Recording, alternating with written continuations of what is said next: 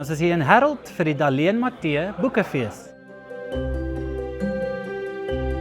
Met die ATKV as organisasie wat 95 jaar oud is dit 'n voorreg om stories te hoor van oor dekades heen, van hoe skrywers saam met die ATKV Afrikaans laat voortleef.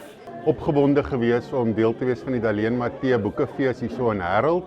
As skrywer is dit 'n besonderse voorreg om geassosieer te kan word met iemand so groot soos Daleen Matthee. En wat 'n ongelooflike plek is dit om hulde te bring aan 'n besonderse skrywer soos Daleen Matthee. Dit waarna ek baie uitgesien het was wat ons nou vanoggend vroeg gesien het met Daleen Matthee se dogter wat gepraat het oor haar ma, haar lewe, haar skrywe.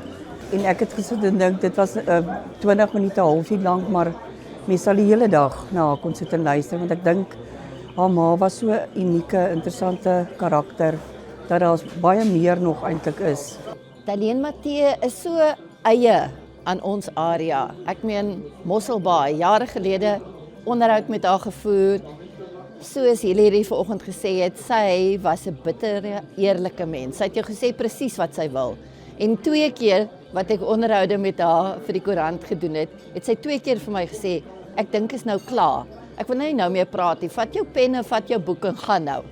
Maar as ek nou so luister na wat haar dogter gesê het, die aardsmens wat sy was, geen pretensie, geen voorkeur, dit is hoe sy is.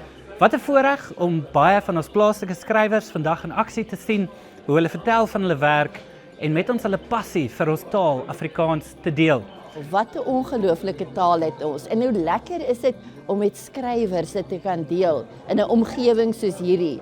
En hierdie 2 dae dink ek is dit net weer 'n teken vir my dat Afrikaans is werklik 'n taal wat nog vir baie jare gaan voortbestaan met al die talent wat mens kry onder ons Afrikaners.